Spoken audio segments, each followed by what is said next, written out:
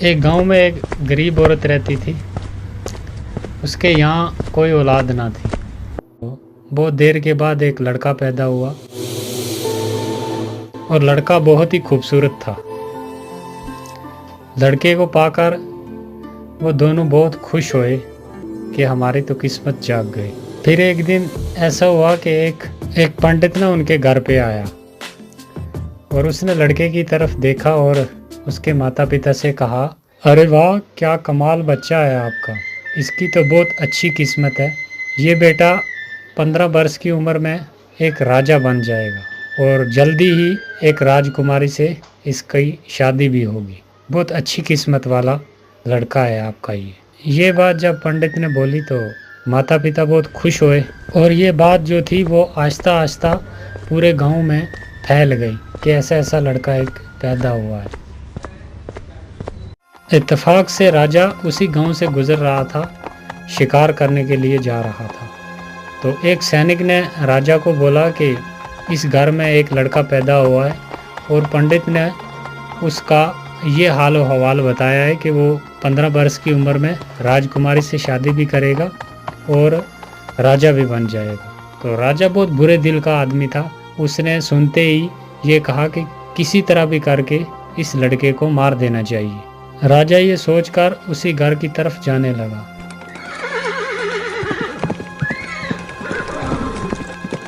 चलते चलते जब उस घर पहुंच गया तो उसने उस लड़के के माता पिता से कहा, इस लड़के को तुम मुझे दे दो, मैं इसकी अच्छे तरीके से परवरिश करूंगा और जब जवान हो गया तो मैं तुम्हें वापस लौटा दूंगा। नहीं नहीं राजा जी, हम आपको अपना बेटा नहीं दे सकते। बहुत देर के बाद हमारे यहाँ एक बेटा पैदा हुआ है, तो आप क्षमा करें हमें। माँ ने जब इनकार कर दिया तो राजा के डराने धमकाने से आखिर मान ही गए दोनों बेटा देने के लिए। राजा लड़के को लेकर एक जंगल की तरफ चला गया।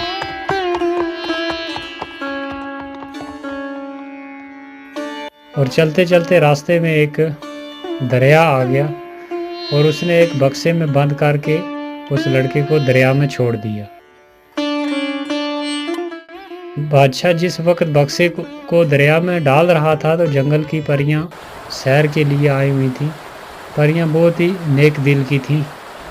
परियों को बच्चे पे बहुत तरस आया और उसने उस बक्स की हिफाजत शुरू कर दी। बहुत दूर तक परियां उसके साथ गईं। चलते चलते आगे नदी के किनारे एक जमींदार का मकान आ गया और उसकी पत्नी जो थी वो नदी के किनारे घूमने के लिए आई हुई थी। तो उसने देखा कि एक बक्स तैरता हुआ उसके पास आ रहा है। वो बक्स निकाला उसने तो वो क्या देखती है, एक बहुत ही खूबसूरत बच्चा उसके बीच लेटा हुआ है। तो वो उसे पाकर बहुत खुश हुई, उसने सीने से लगा लिया। फिर वो उसे लेकर अपने घर चली गई। जब घर पहुंची तो अपने पति से कहा, देखो जी, ऊपर वाले ने अपनी मर्जी से मुझे ये बेटा दिया है, मैं इसकी परवरिश करूंगी अच्छे तरीके से, आज से यही हमारा बेटा है। अरे वाह, बिल्कुल बिल्कुल, क्यों नहीं, हमें तो बेटा ही चाहिए था। हे ऊपर वाले, तेरा लाख लाख शुक्र है। बच्चे को पाकर ये दोनों पति पत्नी बहुत ही खुश हुए और खुशी खुशी अपनी ज़िंदगी गुजारने लगे और बच्चे की बहुत अच्छे तरीके से परवरिश की। उसके लाडो प्यार में वक्त का पता ही नहीं चला। तो देखते देखते 15 बरस गुजर गए और वो बच्चा 15 बरस का जवान हो गया।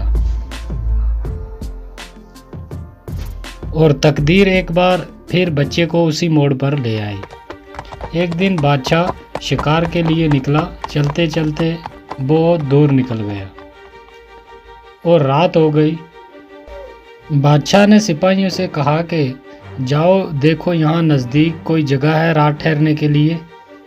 तो सिपाही हुक्म पाते ही चले गए।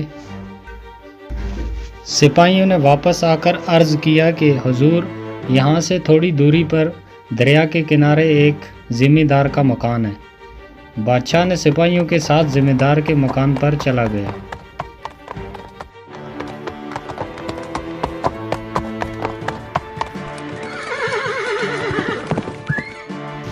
बादशाह जब उसी घर पहुंचा तो घर वालों ने बड़ी इज्जत और खलूस के साथ उसे खिलाया पिलाया, अच्छे तरीके से उसकी मेहमान नवाजी की। फिर बादशाह ने क्या किया कि उस ज़िम्मेदार से पूछा, क्या तुम्हारी कोई औलाद है, कोई लड़का है, लड़की है तुम्हारी?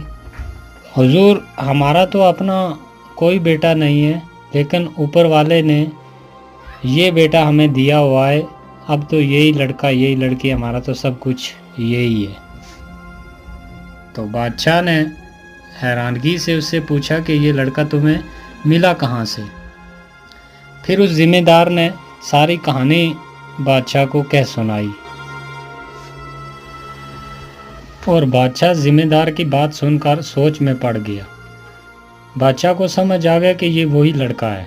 वो समझ गया जिसको इसने बक्स में बंद करके दरिया में फेंक दिया था। बादशाह लड़के की जान लेने के लिए नई तरकीब सोचने लगा। आखिर एक तरकीब सूझ ही गई उसे। बादशाह ने जिम्मेदार से कहा, क्या तुम्हारा लड़का मेरा एक काम कर देगा?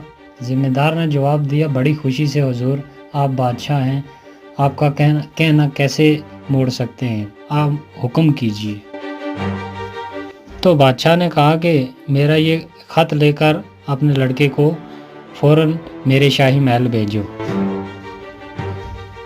जिम्मेदार ने बादशाह से अर्ज किया कि हुजूर, अभी तो बहुत रात हो गई है और रास्ते में बहुत घना जंगल भी है, तो अगर आपको इतराज़ ना हो तो सुबह होते ही मेरा लड़का जो है वो खत लेकर चला जाएगा।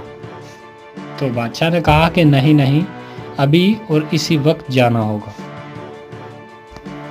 तो बाप ने बेटे को खत देकर आखिर रवाना कर दिया।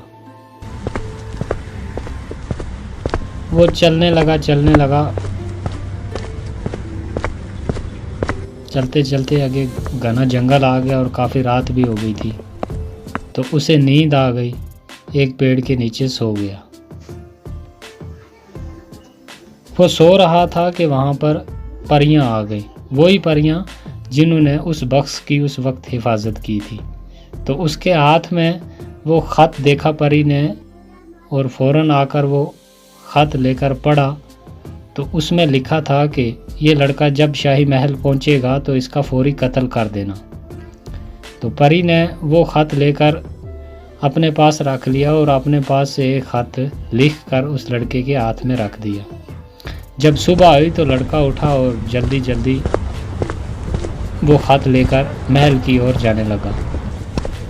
और नए ख़त में जो परी ने दिया उसमें ये लिखा था कि जैसे ही ये लड़का महल पहुंचेगा, इसे फ़ौरन शाही लिबास पहनाकर इसकी राजकुमारी से शादी कर दी जाए।